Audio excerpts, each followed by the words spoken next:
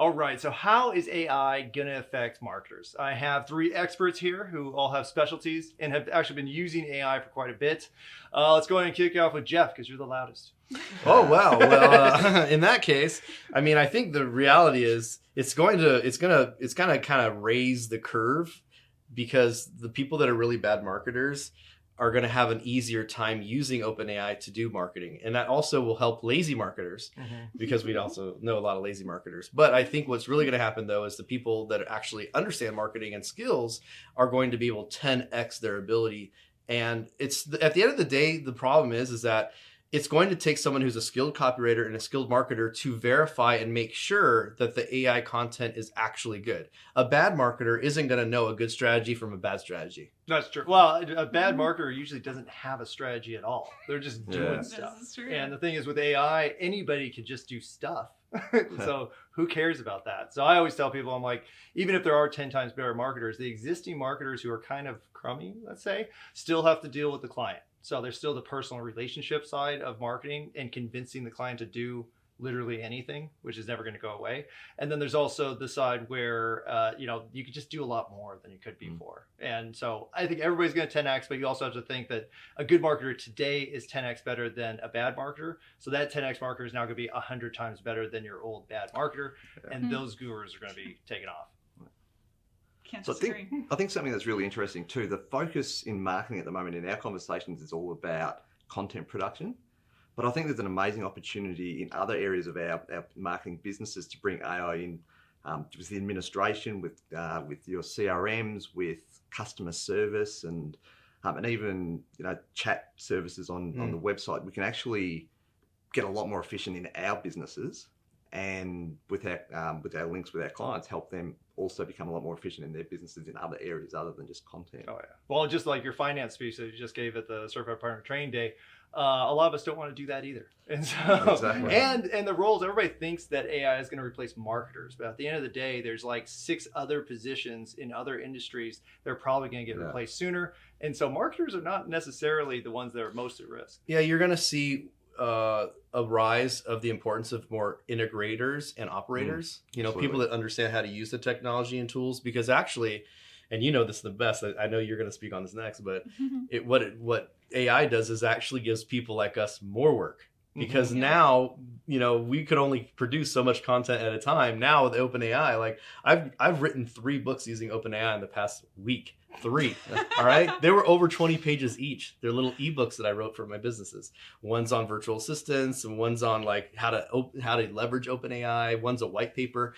Like these are things where like we can really produce mass content. I know, Julia, you do content at scale. Yeah. 2,500, quite literally 2,500 word plus blogs. I mean, how are you guys using AI?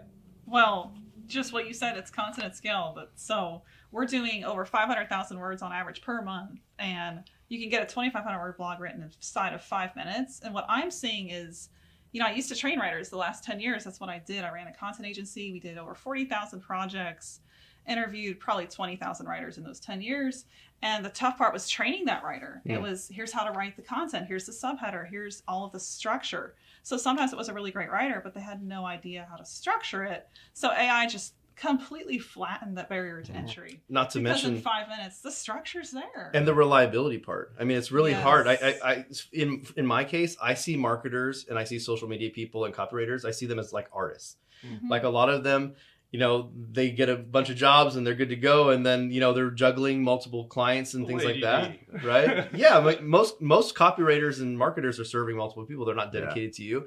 And that's one of the things that excites me the most about AI is that you're literally creating a very human-like person in your business that never complains. Every time you ask them for revisions, they say, "Oh, I apologize. Let me do that for you." Instantly. Right now. Yeah. Never tired. And you can train them faster than you can train a human. Yeah. Not just that, but I think for the other side is consistency. Because, today we're going to shoot a video about, how you can create your landing page and your email, campaign and your social media posts, even like all this stuff through the same tool. We're recording that video next. But, a lot of times if you separate these tasks to different people, what you'll end up with is different messaging, different voice, different branding, like nothing's consistent. And so with AI, even though maybe you don't need that giant team of people, it's still better just because it's all generated in one spot. Which if we could do that, and now we can, we would, because we love having that control and we love having the consistency of the brand message. So I think that's good. So just in terms of, is everybody going to lose their jobs? Because you have a lot of people worried about that. They're taking their jobs. Well, that's I'm telling, because people say that, take your job. When people talk about that, I'm like, nobody's losing their job. What they're losing is their responsibilities. They're now automated and done way faster than The before. one thing that is true, though, is that now copywriters and social media managers are going to have to compete with AI. So what you're going to see is you're going to see a disruption in the market where pricing is going to change, packages are going to do, and quite frankly, most social media marketers and digital marketing agencies are going to have no choice but to integrate AI to keep up with all the other offerings. Yes. But that'll be an evolution too. That won't be a switch off. It'll be what's my role now in this new environment. Yeah. And there's lots of money to be made. Yeah. For every single job that like is on the chopping block, there's going to be so many more created just by what people are able to do with the AI. And not just that, but the jobs that are being lost are usually boring, tedious, labor intensive, and things that people don't actually want to do, which is why they're so hard to hire for. Yeah. So that's what's going away. Yeah. So we don't have to worry about the fun stuff, which is strategy, being creative, communicating with people, connecting with your, both your audience and your clients. Yeah. I think it's going to be better. So yay or nay, is AI a good thing for marketing?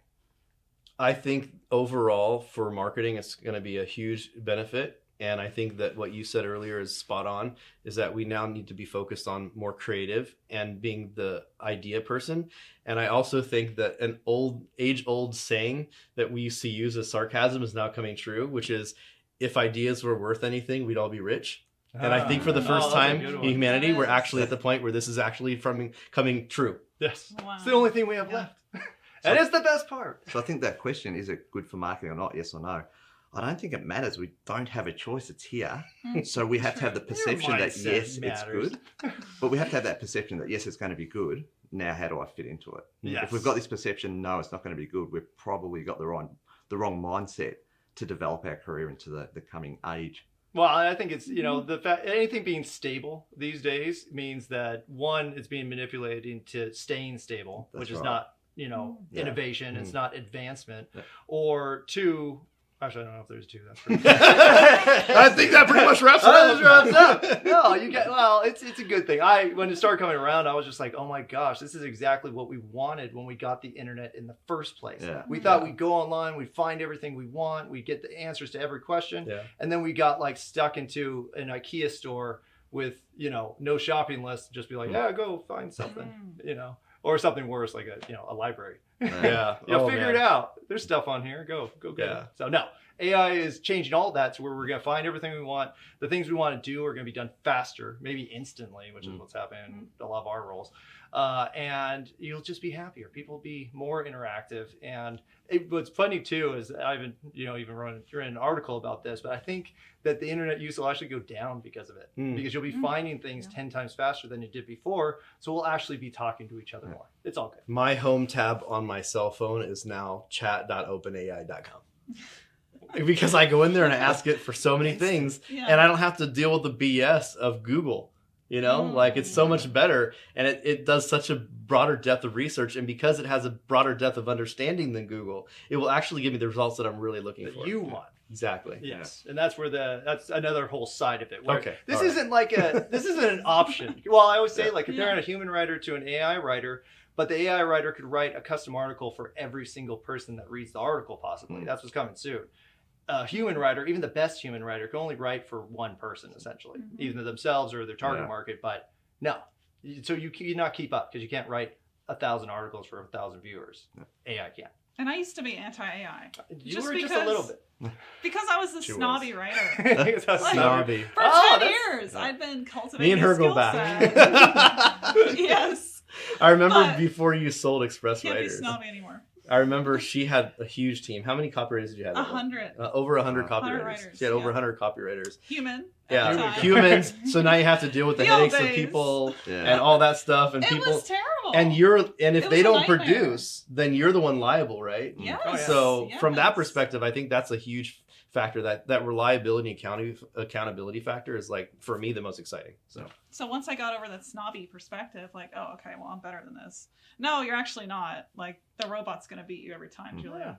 Once I saw that, I was like, okay, I got to embrace this. Otherwise, like, you will get left behind. Like, we're there, just what you said. I don't think you have a choice to like it or not. You have a choice to adapt or die. Yeah, it's crazy. Or leave the industry. That's fine. It's crazy. It's crazy to think just leave the industry. that what's happening right now, and I don't know if you guys feel this way because I think we're all probably in the same close age bracket. We all. I don't know about me. All right, that's true. Not you. You're younger. You're younger. You But great. okay, let's just say. Let me put it to you this way: all those movies that were made in the 1980s about where AI was going, like War Games. Oh yeah. Remember War Games? It's like the first AI movie. That was the first AI movie. Well, one of the first. One of the first AI movies was called War Games, and it was literally a movie about how they had an AI that was working for the military, the Defense Department, basically, and it had actually figured out that the biggest threat to it was humanity, and it had taken over the nuclear capabilities. That was Terminator 2, wasn't it? That too. That too. Yes. That too. Right. It's literally everything. So we're on the brink, guys. Ladies and gentlemen. And the Matrix? No. Where the batteries? Ladies and gentlemen, we're at that point now to where things are starting to come true. So I think we're actually at an ethical dilemma here of when will the AI realize that we're its threat? No. Not gonna happen. No? Marketers? No, it needs new ideas. It needs content still. That's AI Hollywood. is not gonna generate That's content. Hollywood. Well, we actually talked with, I forget who I was talking to, but just about the randomness. Like, actually, the owner of Content Scale. Yeah. Justin, Damian. there you go. Yeah. Damian's was the it VP. Austin? Justin's the I'll name it Justin. Justin. Okay, so I was talking to, no, I wasn't talking to Justin, I was talking to Damian. Anyway, talking to Damian about how you can't program randomness. It still has to be a formula. That's true. Now, humans could be random because we have no idea what's going on in our heads most of the time. So you're not going to duplicate that ever, as far as I could tell, maybe with enough parameters. But at the end of the day, we're going to be more creative. We're going to be more energetic in the journey to unknowing, because that's what's most interesting to us. So I think that's our safeguard is our creativity. I think the irony of this whole That's moment true. is with the fact that now that we're living in a life where AI and automation is basically taking over so much of our lives and integrating into everything, it's never been more important to be human. Yes. Mm-hmm. Be real. 100%. Especially with yourself. And, self-actualization is not something that's easy or, I just went through it and it's terrible. It's a lot of pain. But once you get through it, then you're like, okay, now you can be you.